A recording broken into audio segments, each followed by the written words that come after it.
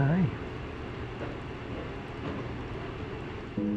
Life is hard. Life is not easy. No one's guaranteed an easy life. And you have the choice in those moments to either say, well, I'm gonna let it consume me and be negative, or you can say, well, I'm just gonna do the best I can. This is your little brother, Noah. He's snuggling here. Yeah, so the plan was definitely to always have kids. You talk to Andrew at any given time. So we kind of went into that with this, I think a really solid expectation of what we thought our future was gonna hold before the twins were born. And then it turned out different.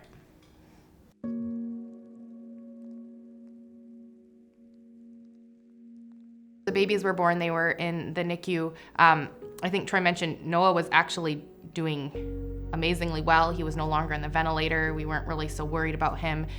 Rowan, on the other hand, was on fairly aggressive support to keep her blood pressure up on the ventilator, was on a high frequency ventilator. There was a lot of questions about what was gonna happen with her and what her outcome would be, and he was fine. And then we got a call of, you need to come down here now. And so then we got there and had a couple hours with Noah before he passed from sepsis that had only been found that morning. And then our other baby, who has these very vulnerable brain injuries, the one who's been on all the support, like life support, everything. Now suddenly she has an infection too, and what do you expect?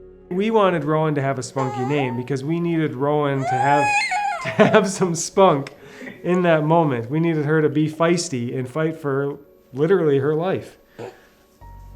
I'm sorry.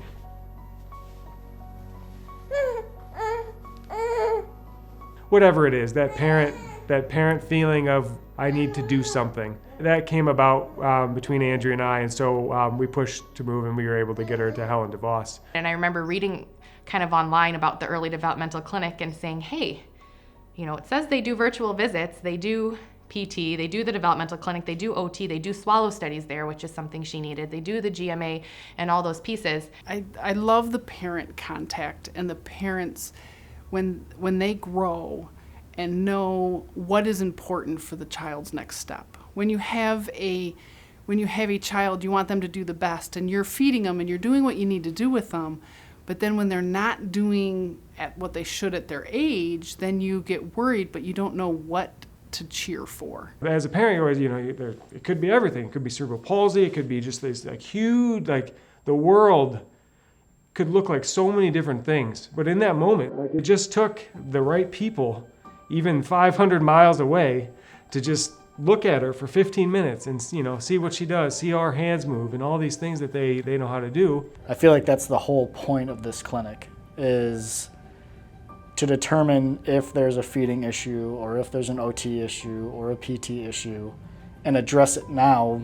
I think sometimes people have this mindset of, well, let's just wait until they don't hit the milestone, and then It's a problem, and then we'll address it. I think that I believe that's baseline for most, and that could just be because they don't know maybe what else to look for, or that's just how what's quote unquote worked for them in the past.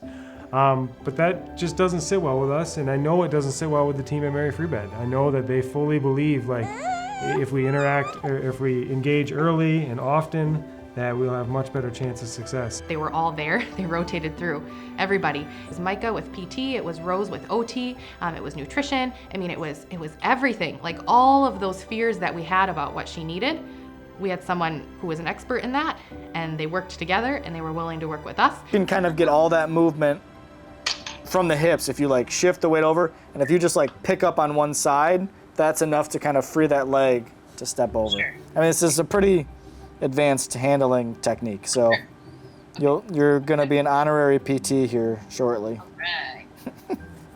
If you had asked me 6 months ago, 5 months, not that long ago, where I thought we would be today, I think she has exceeded where I was hoping we would be. Hi, Rowan. How's your sitting? Hi. We're sending this to Micah. Yeah, at the end of the day, we want Rowan to be one of the stories, not the story. That's the reason that I'm here is to see the kids grow and to do new things, and the parents to grow and the parents to appreciate the things that their child can do. Through all this, I've come to realize the power of community and the power of leaning on support when you need it. So 100%, every part of me believes that Rowan's life and our life is changed for the better because of the connections we made, truthfully, both at Helen DeVos in the NICU and with Mary Freebed.